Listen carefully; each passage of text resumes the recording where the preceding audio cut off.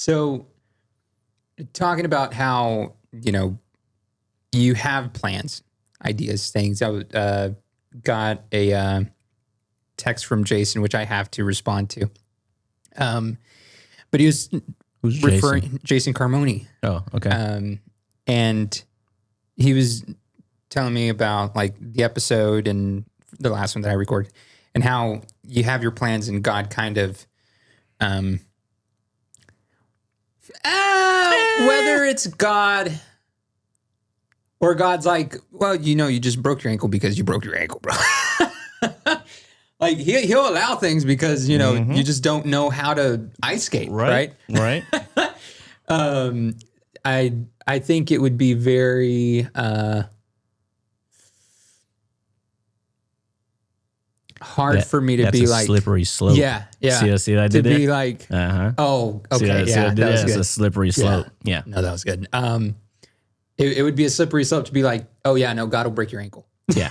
Yeah. I think he'll allow something to proceed until you break your ankle. So you're like, yeah, so you're never doing that again, right? And you're like, yeah. Who knows? Maybe I'll just like stay on the wall this time. Yeah, you have plans. You're trying to build different things. And then life happens. You kind of don't have a contingency plan because, you have the plan A and this has to work. Right. And if I have a plan B, then this is almost like me giving myself the excuse to give up if this doesn't work out and have this other thing. And you usually have to get those over the counter too, right? So, I mean. Yeah, that too. Yeah. No. I mean, No. Good. I don't know. I wouldn't know. I've never. I'm just saying, just, Yeah. But lost your train of thought there. Huh? well, it's just like things happen that you don't prepare for. And then all of the sudden, everything is put on pause. And like, for example, the company that I was growing, maybe not growing as crazy as I wanted it to be within the first year. But where you have your own company too, no one is prepared for those moments when you are forced to step back. Yeah. Like I was not prepared for me having a broken ankle, and having to step back on a lot of things. Granted, we've always talked about like being at a point where the company can kind of run itself and people can go out and shoot and you just kind of, do the business part of it. And then occasionally have you go out and do certain things because you want to. And I'm at a point where it's like, no, I have to send somebody out. And it's one of those things that I didn't think I would be doing right now because I would still love to take the majority of what I'm being paid to do because they're not that big. Or I guess it depends. Like the projects aren't big ticket projects either. Yeah. Though again, for the average person, it could be. Well, it's also preparing you for the big ticket projects. Like you can't, I don't think you would want to jump into the deep end, sending a team of 10 people to go take care of a, $100,000 project from the sidelines. Like, you want to be there for those if you can, but like these smaller projects that you can send one person, two people, like that gets your feet wet. Right. That way kind of what to look for, and it's not as big of a deal. But yeah, I mean, right. And it's allowed me to meet other people in the industry and connect with them and see who's willing to actually be called and partner up with you. Because I think one of the things is like you think getting to that point is hiring people into your company and then you sending them out. It's like, no, it can start off by you just saying, hey, I have this thing. Would you be willing to take care of it? And so I've been able to do that with a couple other projects already. One of them I did have to step into, water under the bridge. Literally. Yeah. You literally had to step into it. Yeah. It was hard, but made it happen. And the client was happy.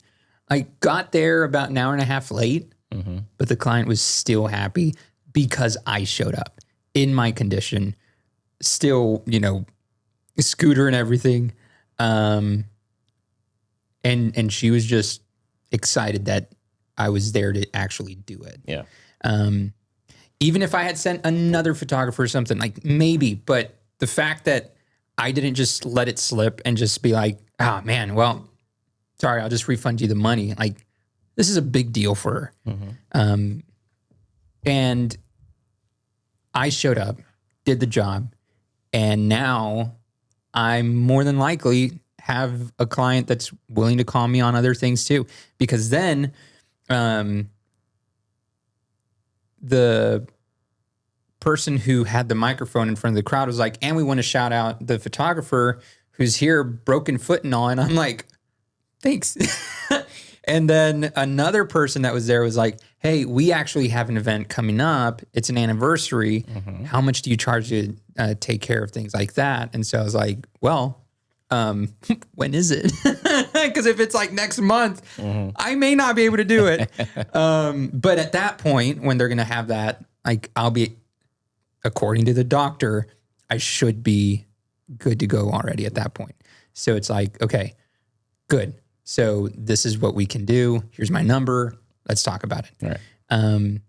So yeah, people see the dedication. People see the energy you put behind something. Yep. And because you still show up in moments like that, it shows like, dang, like he's willing to actually... Dependable. Right. But again, creatives, whether it's a musician or a photographer, or a videographer, or somebody else that like you have to be there. You're not, maybe in the back of your mind, you have like, something could happen, but you're not really prepared for that moment when life's like, oh yeah, you're going to get a broken ankle and now you're going to have to figure it out. Yeah. So for you, do you ever have those moments where you're like, maybe I need to have a contingency plan, or maybe you already had that moment where now you do? And what was your thought process on all of that? Because yeah, like I'm still in the process of navigating all those things, and it's like, yeah, I had that. So my sciatica kind of acts up sometime. Yeah. And I had a real bad, situation with my sciatica, and it like put me down for almost a week. Couldn't walk. Like it was really bad. And that was like right around the time I had like shoots coming up. I had, at the time that I had that, I had, shoots that I had to cancel or I couldn't make. I didn't even have time because it was all of a sudden, and I didn't even have time to like get somebody there and like, figure that out. For the most part, it was stuff that could be rescheduled. Nothing like pressing, like it had to be done then, but it was still like a wake up call. And yeah, if you don't, for us, if we don't work in offices, like we got to go out and shoot and come back to the office and do the work and everything. So I've seen photographers. As a matter of fact, at the March, we just shot OG, man, like one of the older photographers, like even like he's been around since the first San Antonio MLK March. So like this, is it the guy from last year too? Yeah. Same dude. And it's like, he does it for the love of it. Like he'll just show up just to be there. Like he's not even getting paid to be there because you're the official one, right? He shows up for the love of it. Yeah, and I think there's something different about showing up for the love of it and doing it as a passion versus doing it because you need to pay the bills or you have to because you know you need the money. Right. So at this point, like neither one of us are retired or coming up on retirement or anything like that. It's like, yeah, you got bills to pay. You got to get out there. So the thought that I could be in a position where I can't, and you know, that's definitely something that I worry about. I have started to kind of try to diversify my portfolio, so to speak, of like stuff that I have and like ways that I can bring in money. So I have like the golf simulator. I have one shot that out. I mean, not really. Okay. So actually, I don't because I'm at capacity. Hey, I can't even let's take go. I can't even take any more members. Congrats. If I wanted to. Happy for you. So like stuff like that. I have different ways and different things that I could pivot to. They aren't necessarily passions, but there's things that I could pivot to that if it were to hit the fan, I could do from home and from the bed, you know, a lot more work, but it's doable. Yeah. But yeah, man, I mean, I think ideally my goal, like we talked about the other day, would be to build out a team where if I wanted to show up and run point, I can. If not, I have people I could depend on to do that. And I'm just producing, just producing the event or producing the shoot, and not have to worry about actually shooting or editing. It's just, making it all happen. So, and a lot of times that can be done even remotely, for some things. Yeah. Even like from a marketing standpoint, like marketing, I think as a creative, photographers and videographers often have an eye for things that other people don't have. So an easy pivot would be into sort of like a marketing role, which is a little less stressful, from a standpoint of like having to be on your feet and like go out and like shoot for hours at a time. Yeah. Might be just as much work, but it's a little bit more relaxed as far as like, you meet with clients, you build them out a plan and things like that. But then you can also shoot that plan. Like as a photographer, you also hold the key to getting that stuff made. Photography, videography, if you do graphic design and all that, a one-stop shop for that. So like there's different ways to go about that. But yeah, it's definitely something that I think about. Yeah. Yeah. And same here. I mean, with my experience coming up here again, moving up here to do to take a position at a church, and that helped me learn some other skills too with graphic designing, video work. Though I'm not like, video, like I'll do it, but not really too much of a fan of it. Yeah, no, that's why I haven't sent you anything. Because I get that energy from you when I ask you. So yeah, no, and that's the thing. Like I'll do it as work, but there's not as much passion behind it. Yeah, no. And I'm being honest about that. Yeah. Because I'm not going to be like some other people and say, hand it over to me. And then because it's not my project, not put as much heart behind it. So I'd rather be honest with you now. See what you did there. And tell you, hey man, like I'll do it if you want me to, but like I'm not like, okay, all right, I see. It's a lot of just downloading, going through video, when it can we use here and all this stuff. Like if I could just shoot, like I would love to just shoot, and like I like to shoot to see it come together. So like the only way to do that is to actually edit it. but it's all the stuff in between, like the importing and the organizing the timeline and, you know, sound design. Like it's a lot of busy work. But that's what stands between you and that final product. Like, I like to shoot it. I like to get the final product. Is putting everything together. And so, like, I was looking for a video editor that I could use to. Did you find one? A video editor that I could use to get everything pretty much organized on the timeline. Put it together and basically like create the video, and then I can go back and move stuff around, touch it up, and like, okay, I want this clip here. Like 90% of the work is already done. I just got to go in and put my touch on it and make my vision come to life on this timeline. So the problem with that is finding somebody that can get you 90% there and not make it like, well, I got to completely redo the timeline anyway because this is not my vision, what I want. You know what I mean? Somebody that understands what you're wanting to do and like thinks similar. Like I think that's the hardest part of it. And that's what I need.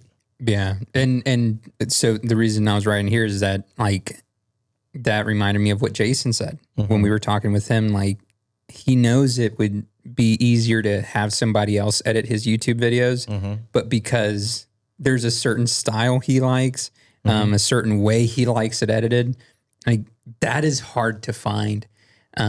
Somebody who sees it just like you do and can do exactly that, if not better. But then it's also the other part too, where it's like, maybe it is better. And you're like, it's not mine. No, if it's better, it's better. Like, I mean, it should be. Yeah. I don't care. I wouldn't care about that. Yeah. But I think the thing that happens is unless, so think about like YouTube, like the bigger YouTubers, right? Like they have people on their squad that are there. They're there for everything that's being shot. Like you think about like the Mr. Beast and like the Cuss and that, like all of those guys have people there, see it happen and know the vision of where everything is going to go. So unless you have somebody that you work with consistently and learns that style, it's going to be really hard. That's why I said I got to find somebody that I can. You know, when I was looking for somebody, I it was like, it needs to be a consistent thing. It's not like just a one-off edit. Like I want to work with somebody that can learn my style and edit like me, and then I can go in and just pick it up from there. So that's just hard to do when you can't bring somebody on full time just yet. Right. You know what I mean? Like, and I guess to your point, I could probably try to swing bringing an editor on full time or trying to hire an editor full time, but then that would massively cut what I'm bringing in. Yeah. And it was like, but at the same time, what is my time worth? Right. So do I give up that extra time, take less money and be just as happy? Because now I don't have to work as hard. I can go out and get other shoots and you know, and I think that's the cycle of growth, right? Right. To realize as long as you do it alone, it's always going to be stressful because you're trying to handle everything versus handing it off to somebody else. Yes, it may seem like you're losing money up front or you're handing off your creative control, but that's how businesses grow. That's how things grow. You never see the CEO of a major company on the front line. Right. You know what I mean? Like it's always, we started off in a garage and now we're here and now everybody else is doing the work. You know what I mean? Like it's always, you know, you have to hand it off at some point. Yeah. It's just, do you hand it off sooner or later? Yeah. Do you think that's a make or break moment? Yeah.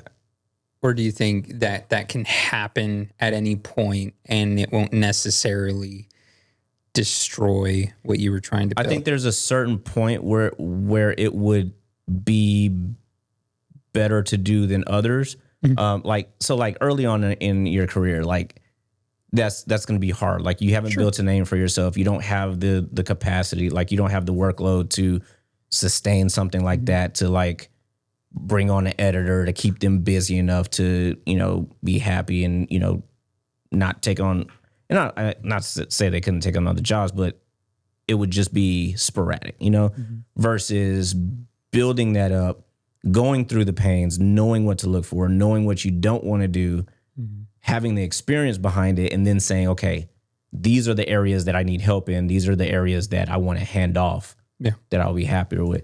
So I think that could be different for everybody. Yeah. I mean, I know people out there, and it's not just in our field, just in general, that refuse to hand off what they have. Yeah. And they're doing great. It's great work, but at some point you got to think to yourself, like, what happens when you can't run this anymore? Like you said, like what happens? Okay, so there's this chicken spot that I like to go to. It's not Wing It. It's another spot. Chick-fil-A. No. And I was talking to the guy's nephew the other day, and he makes the best chicken, like pollo asado chicken. And he hired managers, like super busy all the time. Hired managers, but he was still showing up every day and then micromanaging his managers. Yeah.